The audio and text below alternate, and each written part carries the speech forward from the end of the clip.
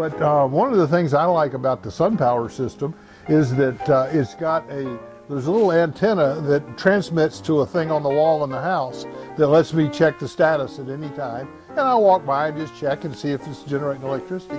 Then the other thing is this is tied into the internet, and there's two things that come from that. One is I have an application on my computer that lets me in real time see how much we're generating, and we have a consumption meter in here that's showing me actually how much I'm using. So I've got essentially my PG&E meter built into my computer, and I can do that from anywhere in the world I want to if I just log on to that. And do I look at it every day? Probably not, but at first I did. I looked at it a lot, and now I sort of look at it once every so often and just make sure everything's going right.